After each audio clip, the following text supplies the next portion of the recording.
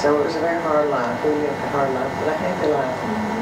Well, after the kids married, then where did that lead you? You stayed on the farm for a while, but then what happened? No, after Miss Gimmons died, we stayed on the farm for a while. 10 minutes, Sherry. You got 10 minutes. Oh, 10 minutes. We stayed on the farm for a while. After, you know, and then we sold when the road come to down out there while we sold the farm. And in the meantime, Mr. and Miss Gimmons had their railroad. And they left the girls all $100 apiece and left the rest of us.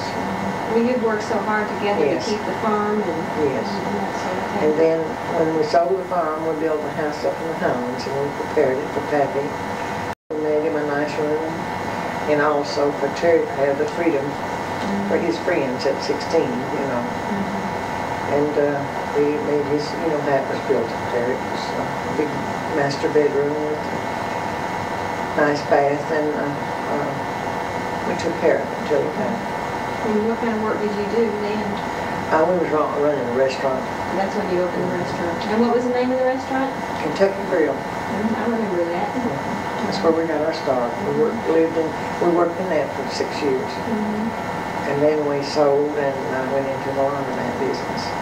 Well, tell me something real quick about, do you have a special memory about anything about Mom when she was growing up?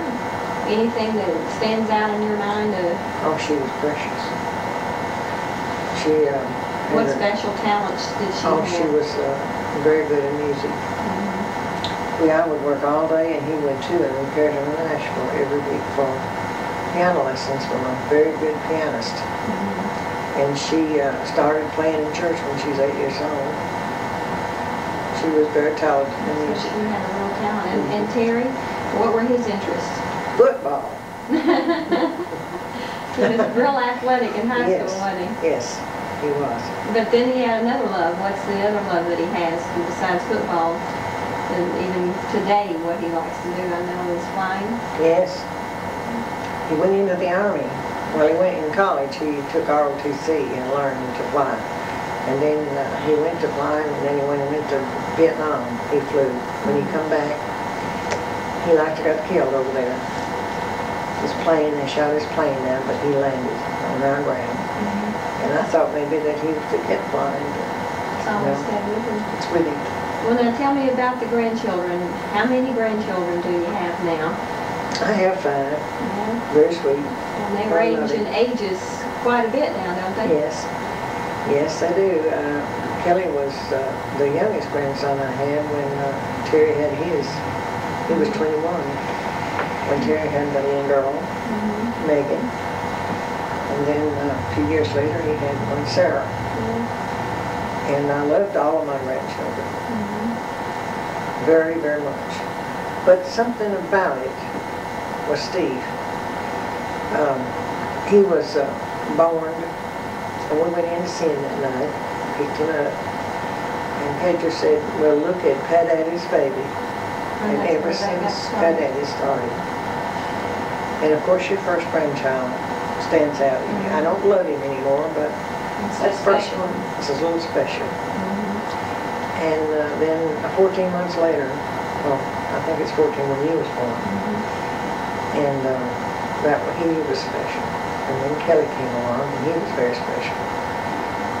But he never would stay with us much. Kelly wouldn't. He wanted to go to his mama. But you two, you and Steve, would stay at our house all the time. Yeah. But no, not Kelly. No. Now you've got 2 more that wants to stay at your house all the time. They'd stay here all the time. All the time. And they love us.